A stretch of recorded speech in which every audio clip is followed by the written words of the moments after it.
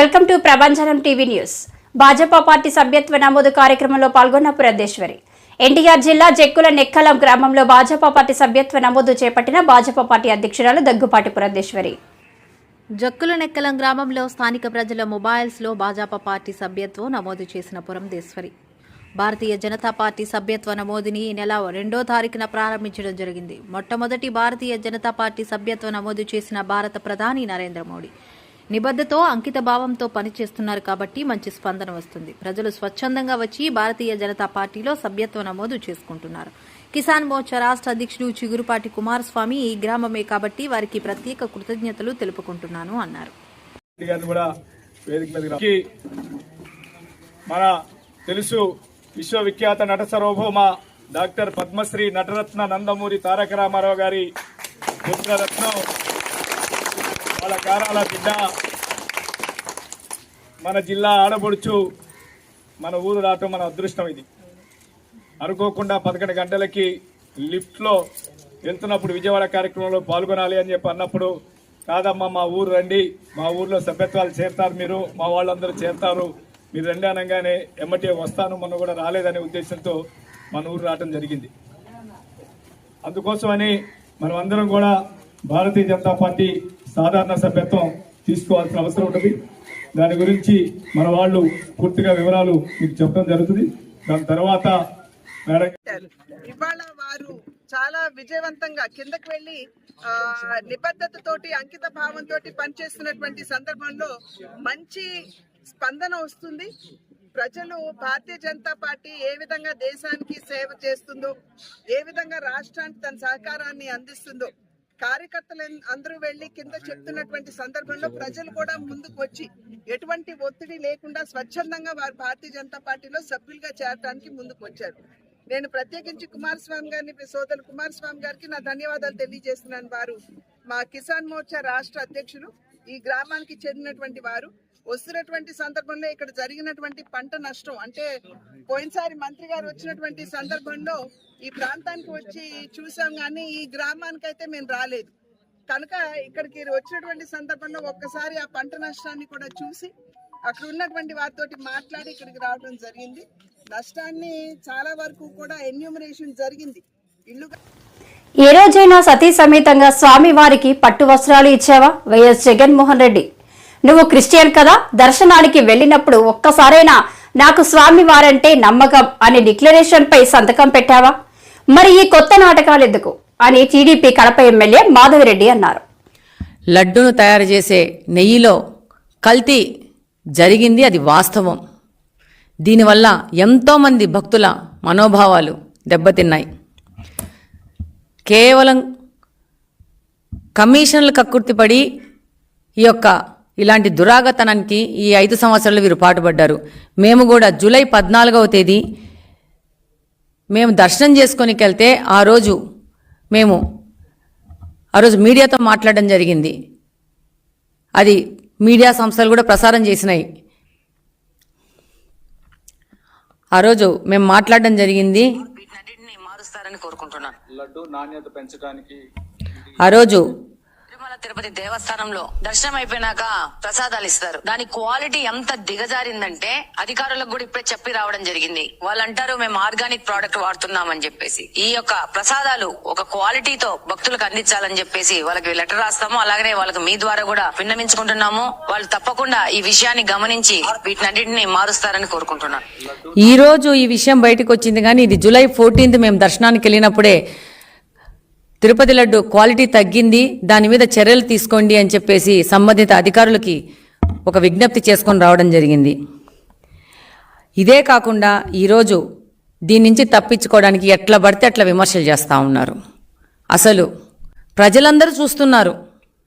కొంతమంది పెద్దవారు సొసైటీలో పెద్ద పెద్ద హోదాల్లో ఉన్నవాళ్ళు ఎంత అధ్వానంగా మాట్లాడుతున్నారంటే, తప్పు చేసిన వాళ్ళు తప్పు చేసినాము అని చెప్పేసి ఒప్పుకోవడము, లేకపోతే మౌనంగా ఉండడం చేయాలా. కానీ దొంగ అన్నట్టు వీళ్ళే తప్పు చేసి వీళ్ళే దీనికి గుళ్ళల్లో పూజలు చేయడము, తిరుమలకి కాలినడకపోవడం అంటే కొత్త డ్రామాలు మొదలుపెట్టారు. ప్రజలందరూ గమనిస్తున్నారు మీ యొక్క నాటకాలని.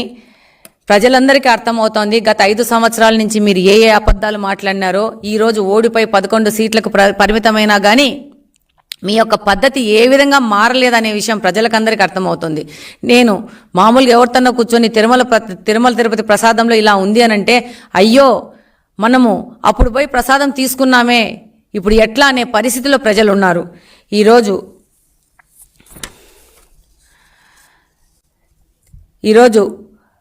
ఈ ప్రక్షాళన చేస్తున్నామని చెప్పేసి చంద్రబాబు నాయుడు గారి పాలనలో ఏదో జరిగింది, అందుకని పూజలు చేస్తున్నాం, ప్రక్షాళన చేస్తున్నామని అంటున్నారు. ప్రజలు దీన్ని చూసి నవ్వుతున్నారు. ఈరోజు ప్రక్షాళన చేస్తామని చేస్తున్నారు కదా, మీ యొక్క భార్యని ఏ రోజైనా కానీ మీరు తిరుమల దేవస్థానానికి తీసుకెళ్లారా? ఈరోజు కాలినడక మీద మీరు తిరుమలకి వెళ్తున్నాం అంటున్నారు. ఇప్పుడు టీటీడీని ఏటీఎం గా మార్చిన వైసీపీ నేతలు డిక్లరేషన్ పై సంతకం చేయకపోతే స్వామివారి భక్తులను అవమానించినట్లే అని టీడీపీ నేతలు అన్నారు. ఈ మేరకు మీడియాతో మాట్లాడారు. ఇవాళ వైఎస్ఆర్ పార్టీ నాయకులు దెయ్యాలు వేదాల వల్ల వచ్చినట్టుగా బూతుల మంత్రి కొడాల నాని, పేరు నాని ఇద్దరు కూడా ప్రెస్ మీట్ పెట్టి మాట్లాడుతూ ఉన్నారు. ప్రజలు చీకొట్టినా కూడా మీకు బుద్ధి రాలా, ఘోరమైన పరాభం జరిగినా కూడా మీకు మళ్ళీ సిగ్గు లేకుండా మీరు మీడియా ముందుకు వస్తూ ఉన్నారు. మీరు చేసిన దుష్ప్రవర్తన వల్ల రాష్ట్ర వ్యాప్తంగా ప్రజలంతా కూడా తిరగబడి ఈ రాష్ట్రాన్ని మీ నుంచి కాపాడి కూటమి ప్రభుత్వానికి పట్టం కట్టిపెట్టారు. ఏ మొహం పెట్టుకుని మళ్ళీ మీరు మీడియా ముందు వచ్చి మాట్లాడుతున్నారు? చంద్రబాబు నాయుడు గారు దీని మీద వెంటనే విజిలెన్స్ విచారణ జరపాలని ఒక సిట్టుని నియమించి సిట్టు ద్వారా విచారణ జరుపుతుంటే చలి జ్వరంతో భయం పట్టుకుని మీరు చేసిన పాపాలన్నీ బయటకు వస్తాయని చెప్పి ఇవాళ మాకు సిట్టు వద్దు, సుప్రీంకోర్టుకు వెళ్ళి గ్యాగ్ పిటిషన్ పడేశారు. అంటే దీని గురించి ఎవరు ఏం మాట్లాడతానికి వీల్లేదంట. ఎవరు మాట్లాడకుండా నీ పాపాలు ఎలా బయటకు వస్తాయి? తప్పు జరిగింది కాబట్టి మాట్లాడుతున్నాం.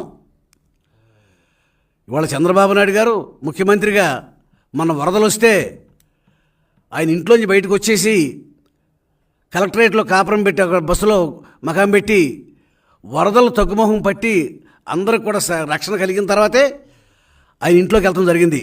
10 రోజుల పాటు బస్సులోనే మకాం పెట్టాడు. గతంలో నువ్వు ఎప్పుడైనా ఇటువంటి ప్రకృతి వైపరీత్యాలు సంభవించినప్పుడు ఒక ముఖ్యమంత్రిగా నువ్వు వ్యవహరించావా?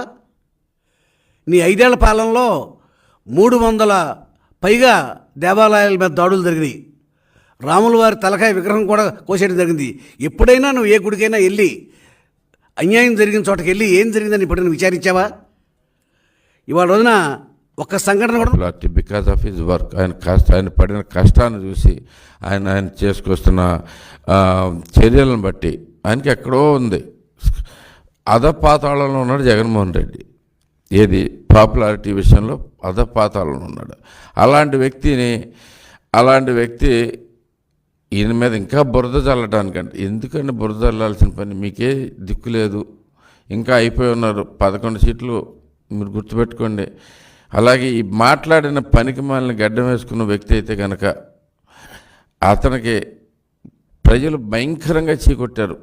53,000 మెజారిటీ ఇచ్చారు తెలుగుదేశం పార్టీకి.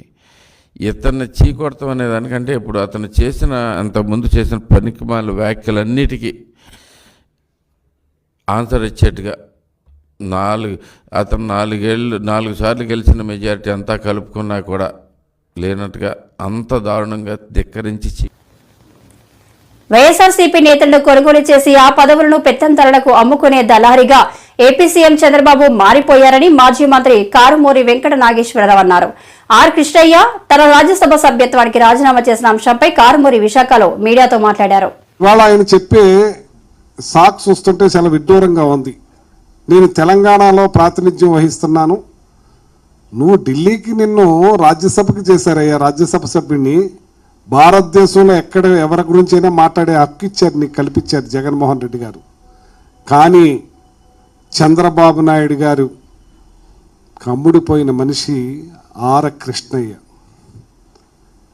ఇవాళ ఎన్నో సంవత్సరాల నుంచి బీసీల అండతోటి నువ్వు పెరిగిన వ్యక్తువు నువ్వు. కానీ చంద్రబాబు నాయుడు కొనుగోలుకి లొంగిపోయిన వ్యక్తిగా మీకు ఈ వయసులో అది అవసరమా అని నేను అడుగుతున్నాను. నేను ఇవాళ బీసీల గౌరవాన్ని తాకట్టు పెట్టిన వ్యక్తిగా మిగిలిపోతావు. చరిత్రలో చరిత్రహీనుడిగా మిగిలిపోయే వ్యక్తి ఎవరంటే ఒక ఆర్ కృష్ణయ్య. నీకు మంచి పేరు ఉంది మొన్నటిదాకా. నువ్వే ఇంతకుముందు ఒకసారి ద్రోహం చేశావు. అప్పుడు కూడా నువ్వు తెలుగుదేశం పార్టీకి వెళ్ళి అక్కడ అధ్యక్షుడిగా ఉండి పోటీ చేసి మళ్ళీ అతని నుంచి బయటకు వచ్చి నువ్వు ఇప్పుడు అంటున్నావు నేను బీసీల తరపున పోరాటం చేయడానికి ఏ పార్టీ వేదిక లేకుండా ఉండాలని కొన్నంటున్నావు నువ్వు. కానీ అప్పుడు ఎందుకు వెళ్ళావు నువ్వు? ఇప్పుడు ఎందుకు వచ్చావు నువ్వు? కానీ ఎట్టి పరిస్థితుల్లోనూ నిన్ను ప్రజలు మాత్రం క్షమించరని చెప్పి తెలియజేస్తున్నాను. అట్లానే చంద్రబాబు నాయుడు గారు కూడా క్షమించరు. నీ 14 ఏళ్ల ముఖ్యమంత్రిగా ఒక్క బీసీని కూడా రాజ్యసభకు పంపించకుండా అమ్ముకున్నావు. కానీ ఈ రోజున జగన్మోహన్ రెడ్డి గారు బీసీలకి ప్రాధాన్యత ఇవ్వాలి, బీసీలకి పెద్దపేట వేయాలనే ఉద్దేశం మీద ఇవాళ మోపిదేవి వెంకటరమణ గారు కానీ, పిల్లి సుభాష్ చంద్రబోస్ గారు కానీ, మన ఆర్ కృష్ణయ్య గారికి అయితేని, అలాగే బీరా మస్తాన్ రావు గారికి అయితేని, వీళ్ళందరినీ కూడా రాజ్యసభకు పంపించిన వ్యక్తి జగన్మోహన్ రెడ్డి గారు తొలిసారిగా ముఖ్యమంత్రిగా వచ్చి. నువ్వు ఏనాడు కూడా బీసీల పట్ల ఓట్లేసే యంత్రాల్లాగా వాడుకున్నావు. కానీ ఈనాడు బీసీని రాజ్యసభకు పంపించిన వ్యక్తిగా ఉండిపోతావు. కానీ ఇవాళ బీసీలకి చంద్రబాబు నాయుడు కూడా తీరని ద్రోహం చేస్తున్నారు. ఇవాళ ఆర్ కృష్ణ అయినా, మరి మోపిదేవి వెంకటరమణ అయినా, బీరా మస్తాన్ రావు అయినా ఇవాళ వీళ్ళని నువ్వు కొనుగోలు చేసి పెత్తందారులకు అమ్ముకునే ప్రయత్నం చేస్తున్నందుకు బీసీలు మిమ్మల్ని. మత్స్యకారుల ఉపాధిపై ప్రత్యేక దృష్టి. మూలపేట పోర్టు, భోగపురం ఎయిర్పోర్టులో ఉపాధి, దీపావళికి గ్యాస్ పథకం అమలు సంయుక్తంగా ప్రకటించిన కేంద్ర రాష్ట్ర మంత్రులు వెల్లడి. మత్స్యకారుల ఉపాధిపై ప్రత్యేక దృష్టి. మూలపేట పోర్టు, భోగాపురం ఎయిర్పోర్టులతో ఉపాధి, దీపావళికి గ్యాస్ పథకం అమలు సంయుక్తంగా ప్రకటించిన కేంద్ర రాష్ట్ర మంత్రులు వెల్లడి.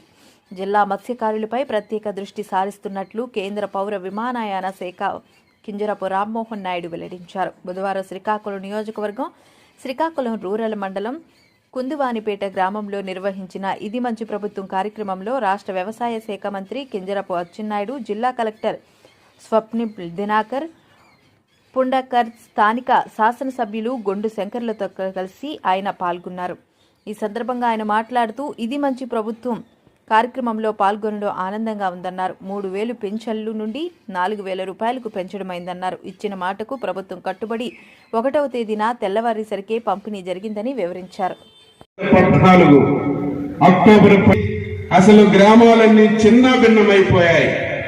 ఆ రోజు చంద్రబాబు నాయకత్వంలో అన్ని సమకూర్చి వారం రోజుల తర్వాత నేను చంద్రబాబు నాయుడు గారు ముఖ్యమంత్రిగా విశాఖపట్నం నుంచి హెలికాప్టర్లో శ్రీకాకుళం వచ్చి దీపావళి పండగ అది 19ో 21ో నాకు తెలియదు ఈ గ్రామానికి వచ్చిన విషయాన్ని మీ అందరికీ గుర్తు చేస్తున్నాను. ఆ రోజు గ్రామస్తులందరూ అడిగారు, ఎప్పుడు వర్షాలు వచ్చినా తుఫాన్లు వచ్చినా మావన్నీ పూడి గుడిసెలు, ఇవన్నీ గాలికి ఎగిరిపోతాయి, మీకేం కావాలని అంటే మాకు పక్కా గృహాలు కావాలని చెప్పి మీ అందరూ ఆ వేళ సముద్ర ఒడ్డులో చిన్న సభ పెట్టాం. అక్కడ కోరారు. కోరితే ఈ గ్రామానికి ఉదుహుదులో ఇల్లు మంజూరు చేశాం. ఎన్ని సంవత్సరాలు అయింది? 5 సంవత్సరాల్లో కంప్లీట్ చేశాం. అయితే అవి లబ్ధిదారులకు అందించేలోగే ప్రభుత్వం మారిపోయింది.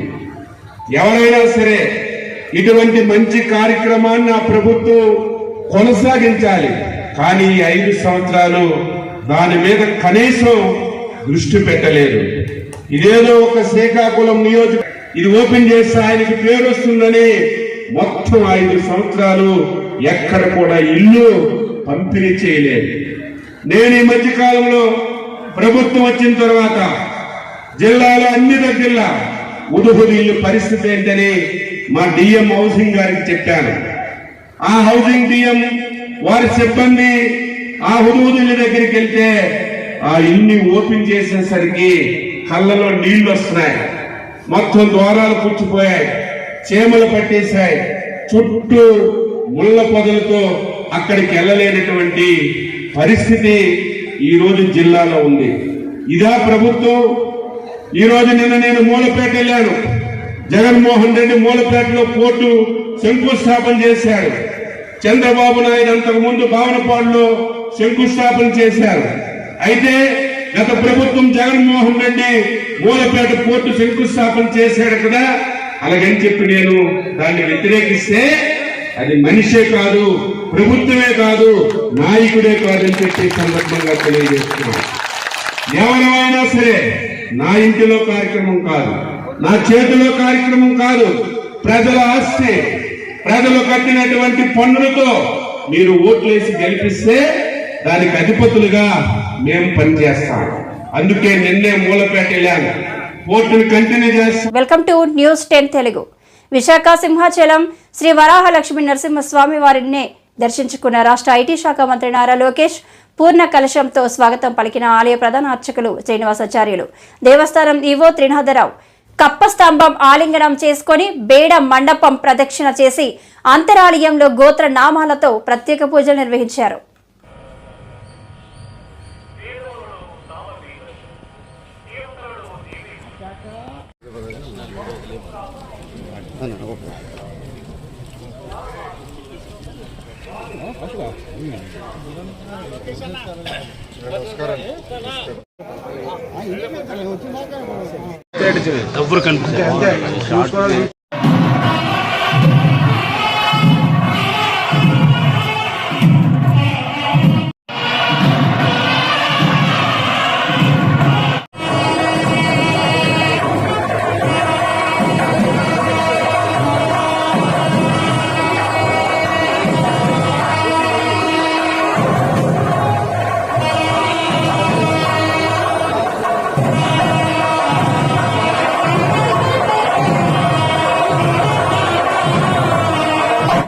క్షేత్రాలు విస్తారంగా ఉన్నాయి.